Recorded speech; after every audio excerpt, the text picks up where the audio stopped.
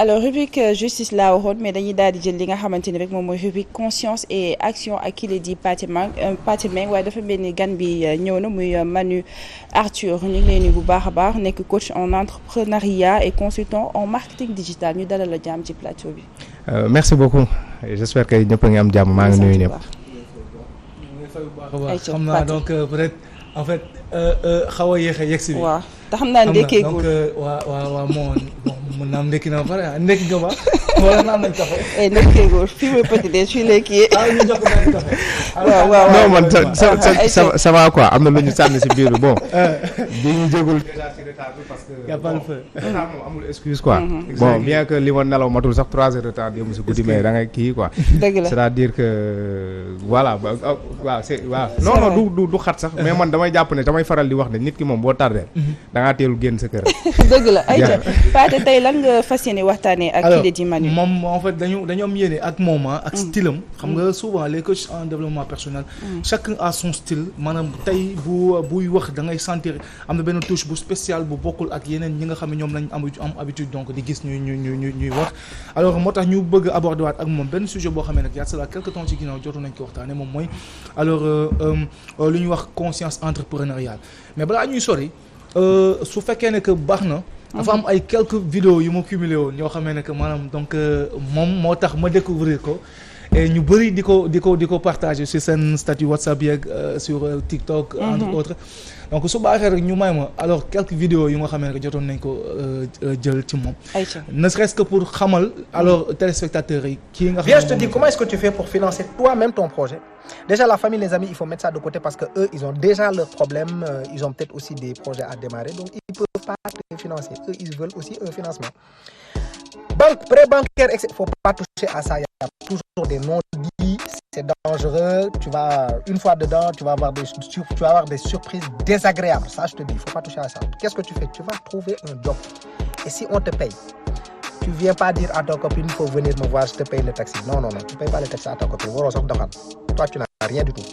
Ok? 2, tu ne vois pas, ah oui, numéro 1, il faut que je change d'habit, etc. Il y a promo, il y a nouvelle collection. Taxi. Tu ne vas pas traîner avec les amis tous les week-ends en boîte de nuit, etc. Non, tu n'as rien du tout et tu veux quelque chose. Donc, il n'y a rien que tu puisses atteindre sans sacrifice. 10 mois, tu le fais. Chaque mois, tu mets de côté 50 000, tu as 500 000. 500 000, ça peut démarrer quelque chose. chômeur ku ko nekk yaa ko teg sa bopp ku fi nekk chômeur ci àdduna bi yaa di yow la neex yow yaa bëgg tuddee sa bopp chômeur def sa bopp chômeur mais y a plein de choses à faire yoo xamante ne mën def dara sa poche chaque jour. li ngay njëkk def mooy nga fàtte état moo la jox liggéey loolu nga fàtte ko. politiciens yi loolu la ñuy naxee ñi ne non on va créer 100 000 emplois 500 000 1 million d'emplois c'est pas leur travail loolu du seen liggéey du liggéey état liggéeyam mooy créer environnement boo xamante ne privé yi dinañ mën a créer ay entreprise nit ñi dinañ mën a créer ay entreprise créer ay business yooyu noonu moom mooy créer emploi environnement bi lay gérer mais pas ay entreprise du état mooy créer entreprise c'est pas à l'état de faire ça donc nit ki lu ngay jeune li muy war a njëkk def sa bopp mooy kenn du la ci génnee li nga mën a def fii mooy bëri na loolu mooy benn du état moo la ci génne yaa ci génne sa bopp et yaa. oui bu la neexee nga toog sa kër parce que dafay taw yoon yi dafay taa boo génnee da ngay takk génnee lay sur lay yi moom kenn mënu ko jeexal mais sache que fii ak yaa ngi génne ay lay sa situation du mës a changé sa situation bu changé wul foo nekk si frustration ngay dëkk di accuser gouvernement bi non Macky joxuma liggéey et cetera yow yaay génnee say lay di créer say lay sur lay et cetera donc fi nga nekk doo fa bouger.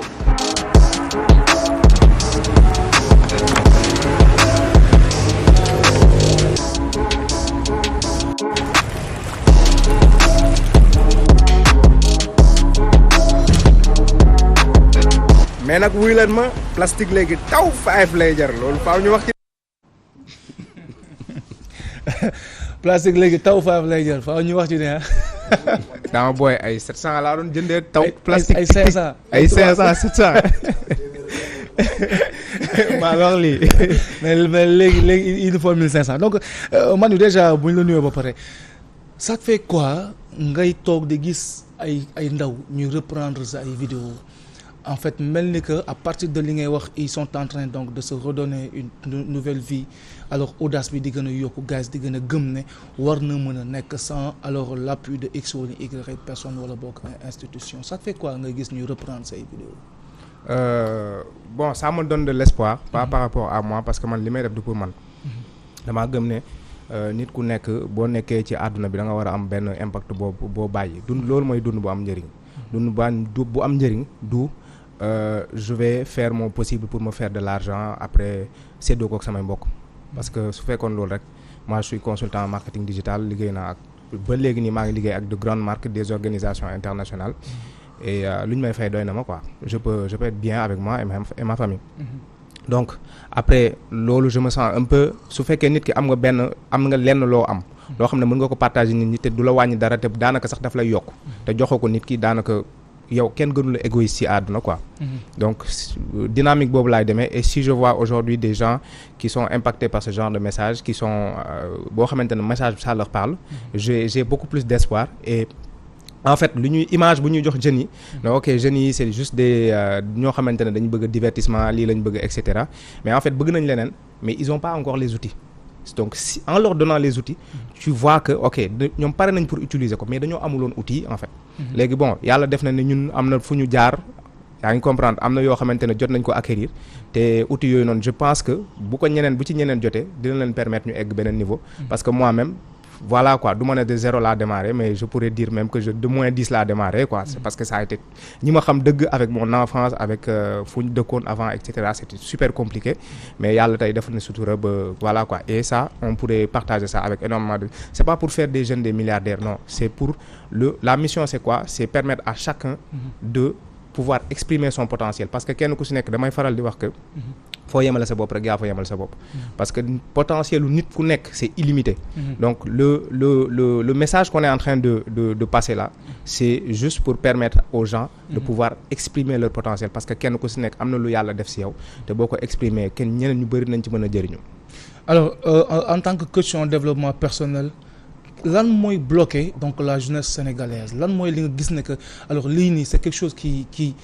ça fait traîner véritablement donc la jeunesse xam nga pour que ñu mën a xam donc loolu essor boobu noonu bi ci war selon yow sa jàngat ak expérience bi nga am ak contact bi nga am ak donc la ndaw ñi.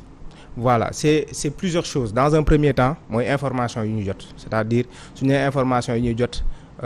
bi ngay jot ci kër gi bi ngay jot ci école bi ngay jot ci sa entourage c'est-à-dire kër gi lan lañ lay kiiwal parce que tey on est dans une société boo xamante ne dafa am lu mu jàpp tey boo jëlee kaaw yonent bi sallallahu alayhi wasallam moom ba muy ñëw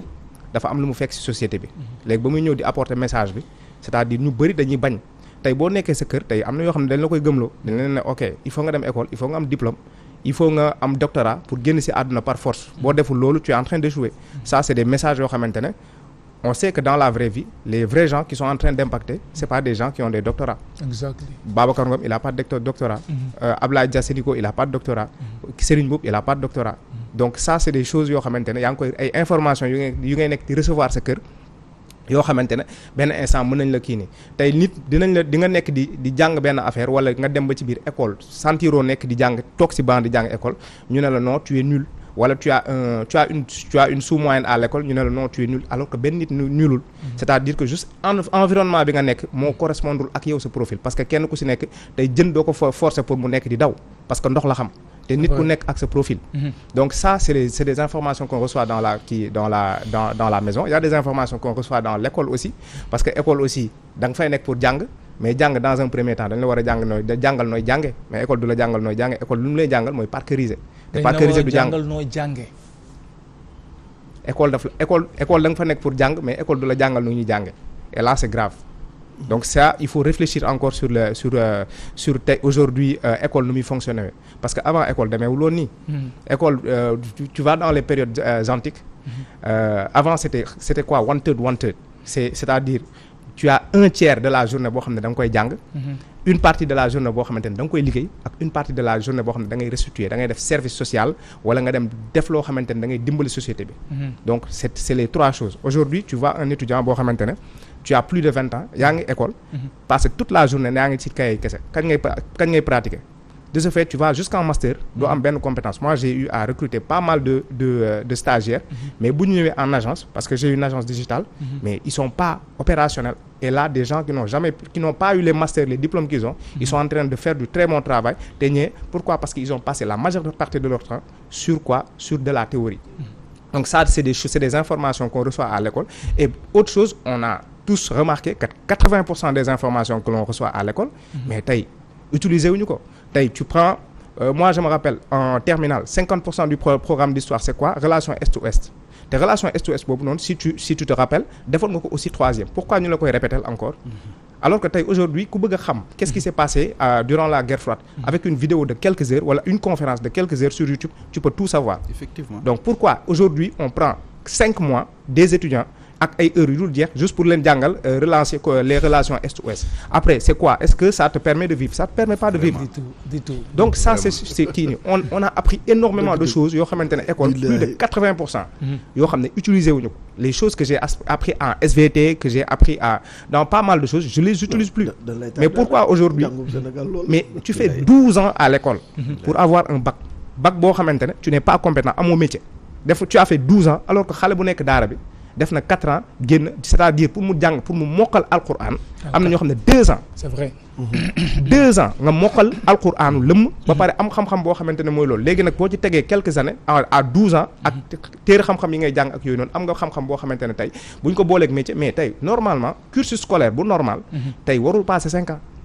Pourquoi faire 12 ans sur des bancs de classe chaque jour ay xale yu ndaw ngay gis ñoo xamante ne seen amuñu 30 kilos ñu leen di sol ay bagages seen ay livres yu 10 yoo xamante ne ñaata lañ ciy génn. Non mais c'est-à-dire quand je vois ça mais je me dis que lan moo tax en primaire ay xale bu ndaw boo xamante ne bu demee tey lu muy utiliser li matière yi mu war a def tey dañ koy compter nga jël livre yu muy def yëpp c'est-à-dire que xam nga boo demee secondaire sax ngay commencer xam naa tey matière bi laay def nga yóbbu kay yu mu concerne mais xale boo xamante ne moom moo gën a ñàkk soxla li nga koy sol moom ngay jël sol ko ak déjà physique am permettre ko nga dem sol ko ay kilos yu dul jeex xale primaire yi seen saak yi ñoo gën a ngand ak livre yu gën a diis mais après kon da nga bëgg a wax ni que système bi ñuy jàngalee moo baaxul. loolu lii du jàng. vu que tey jii sax dañuy gis ñoo xam dañuy am ay master en bac te duñu mujj fenn. mais après damay toogaat ma ne non mais lan laa doon def 5 ans à l'UCAD di jàng benn langue. di jàng anglais. kese tu vas faire quoi? Tu vas faire 5 ans juste pour jàng benn langue. defoon 2 ans 3 ans après non lu gën a c'est-à-dire lu gën a kii nii lu gën a reetaan lu mooy lan. ñun dañuy tu vas à l'université da ngay nekk di jàng benn langue pendant 5 ans une personne boo xamante ne musul toog banc école dem États-Unis def fa 6 ans làkk anglais bu gën a set bi ngay làkk. léegi après yow an sa anglais yow. oui du la amal njëriñ en quelque sorte mais méthode moo baaxul. sinon beneen feneen la lay amalee njëriñ léegi une autre chose boo xamee que souvent en fait dañ koy faral di seetlu moom mooy au delà de environnement bi information yi ngay am ak ci demee noonu alors tout à l'heure gis naa nga wax ko ci vidéo bi moom mooy en fait pour nga mën ci génn déjà dans ta tête génneel sa bopp état.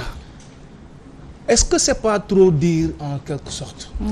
Bon si gis nga wax bu nekk rek am na ay réserves c'est-à-dire boo ko jëlee totalement ci sensam rek. après mën nañu juum quoi c'est-à-dire que wax bu nekk dafay am dégg-dégg quoi c'est-à-dire su ma nee génneel sa bopp état ça ne veut pas dire que état amul benn rôle. J'ai dit que état son rôle c'est de créer un environnement boo xamante ne aujourd'hui ku bëgg a créer dara daf lay faciliter nga créer loolu noonu. Donc état am na lu ñu koy xaare beneen affaire état moo ngi jël suñu képp kuy jënd tàngal bu dërëm ci boutique sax bon bien que xam nañ ne tàngal bu dërëm léegi amatul. c'est vrai. ok boo jëndee lu lépp loo mënti jënd ci boutique bi yaa ngi fay impôt. ok c'est de l'impôt indolore c'est-à-dire doo ko gis et cetera mais à un moment donné am na fu ñu prélever 18%. Donc kooku noonu ku ñu dénk xaalis bi foog nga saytu ko. Mais c'est-à-dire que kooku c'est pas parce que da nga ko dénk xaalis que kooku il te doit tout la vie boo lekkee moom la boo naanee moom la et cetera non. maanaam lu bañ a xaar état daal. voilà c'est-à-dire mais aujourd'hui mais état yàllaa nekk ci kawam. Est-ce que da ngay xaar yàlla ñëw def jox la liggéey. Pourquoi duñ dem kaas yàlla dem grève dem organiser kii naan marché bon yàlla yaa ñu créé joxoon ñu liggéey te pourtant responsabilité bu yàlla am ci kaw ñun moo ëpp sax bu état am ci kaw ñun. Mais yàlla lan la lay jox il te donne les moyens et tu vas chercher ça. lu mu lay jox boo xëyee. mooy kattan bi yaa ngi noyyi. yaa ngi am wérgu yaram. yàlla wàccoon na ak yow. parce que bu doon loolu yonent bi sallallahu alayhi wasallam day ñëw ñaan li muy ñaan dem toog këram du dem jixaat du dem defar dem kii nii mais tey communauté bi mu am nii c'est parce que dafa jóg. Serigne Touba c'est parce que dafa jóg dem mu jaral ko sacrifier 7 ans de sa vie il aurait pu toog ne ok sama njaboot du ma gis sama njaboot du ma kii benn jour j'ai fait une vidéo j'ai dit aujourd'hui on perd minimum chaque année on perd 3 mois ak damay noppalu samedi damay noppalu dimanche jour férié après fête yi congé et cetera minimum 3 mois léegi nag mën nañ comprendre koo xamante ne léppam baax na mu perte 3 mois mais koo xamante ne dara matul say nelaw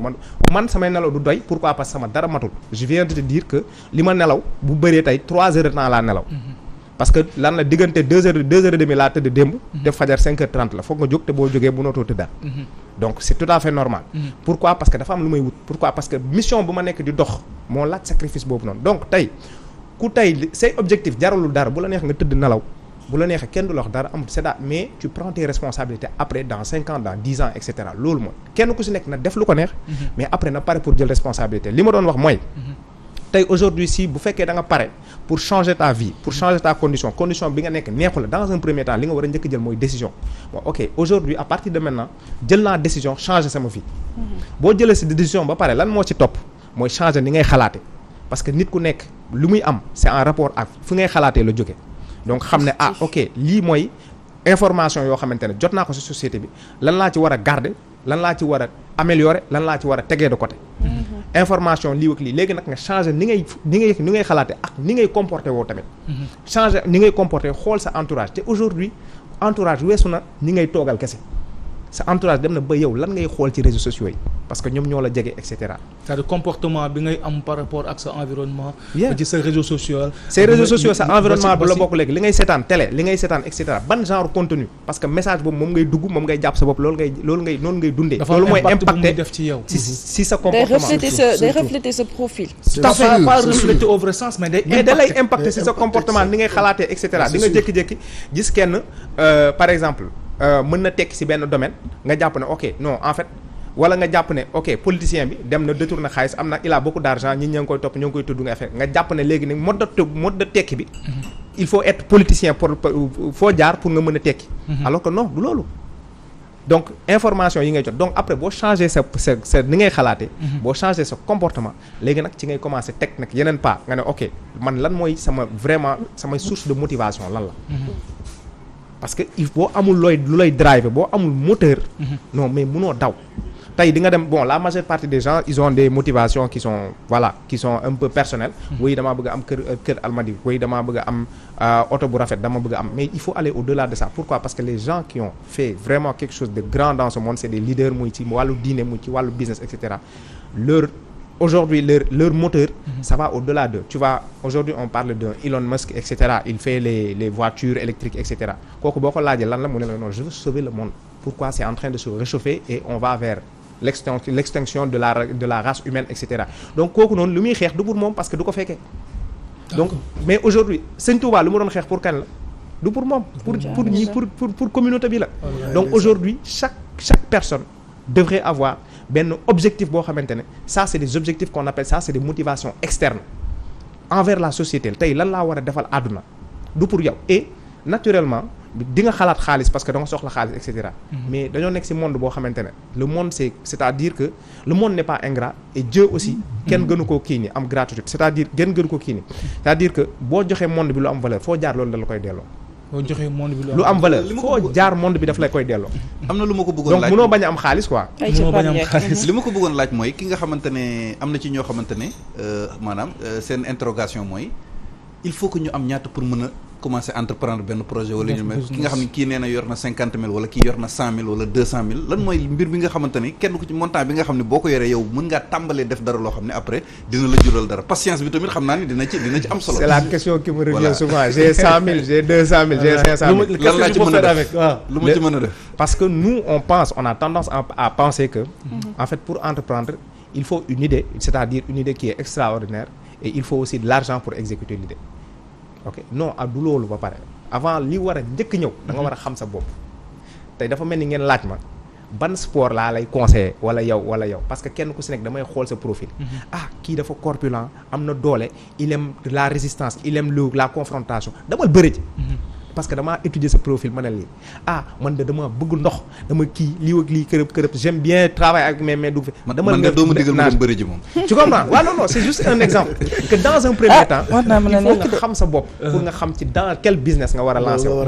léegi nag boo surtout donc déjà dans un premier temps c'est parce que tey da ngay gis ñu bëri dañuy dugg ci benn business mais la majeure partie dañuy daanu malheureusement pourquoi parce que da ngay gis telle personne bi nag atelier de couture ça marche bien donc xaar ma dem def ko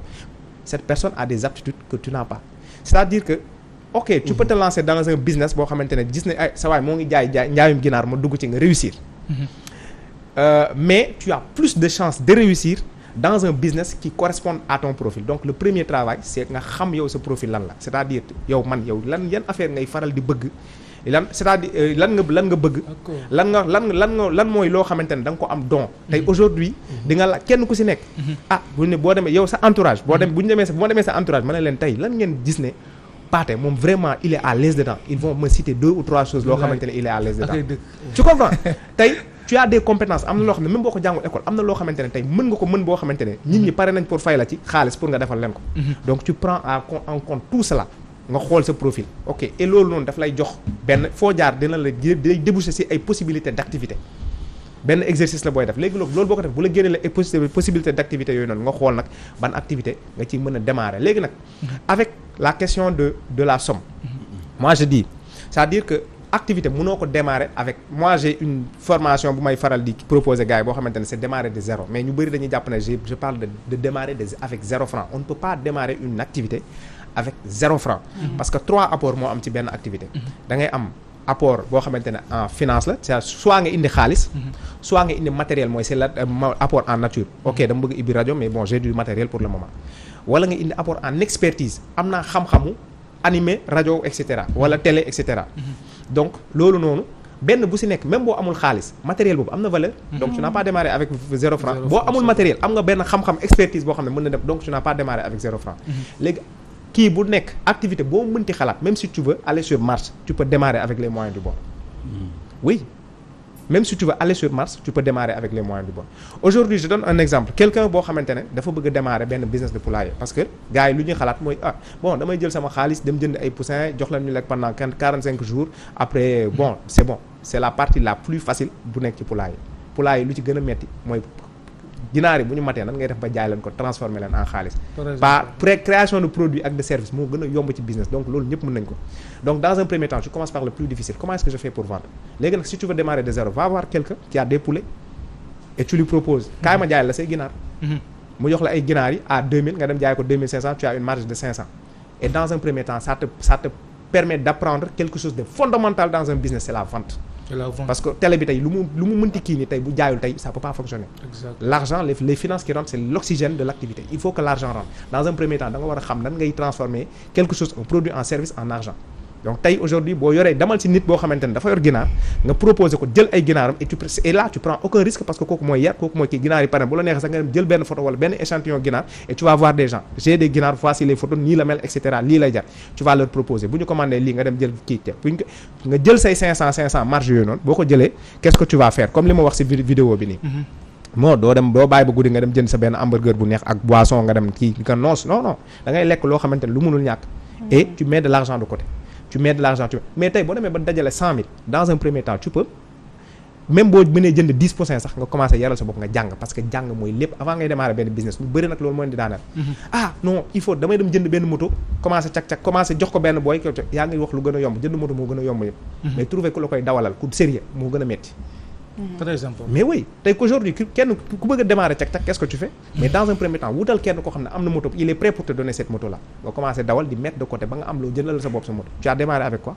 avec juste une expertise et ça t'a permis un peu d'apprendre les rouages ak yenn surprises yoo xam ne ci biir business parce que chaque fois quand on fait un business plan wala business plan yi lay jàngal école à 30 pages c'est quoi oui plan financier première année j'ai 10 millions deuxième année je vais gagner 100 millions et tu vois que c'est-à-dire tu es très optimiste quoi mais wàllu business plan boobu xam naa foofu la ñuy daanele c'est-à-dire en fait c'est déjà quelque chose boo xamee ne que c'est hyper compliqué et difficile xam nga donc on comprend pas exactement qu'en est-il de cela en fait business plan nga war ko bind benn 22 pages xam nga. mais il faut regardez. alors gis nga la vie est très simple. gis nga pour jàng àdduna xoolal juste sa nature même yàlla buy wax ak ñun ci alquran sax dafay utiliser des éléments de la nature. donc xoolal kii bi la nature et tu vois les choses. garab nu muy saxee et cetera tu vas apprendre énormément de choses tu n'as même pas besoin d'aller de lire de grands livres c'est-à-dire que. mais xool leen kenn ku si nekk am nga sa koñ benn frère guinéen boo xamante ne qui a démarré de rien et qui est devenu quelque chose. les gens que j'ai cités Babacar Ngom muy Serigne Boub et cetera ils ont démarré avec un business plan non ils ont pas démarré avec un business plan. Business plan c'est quoi c'est les gros business plans que tu vois et cetera c'est pour les grandes entreprises qui veulent démarrer et cetera.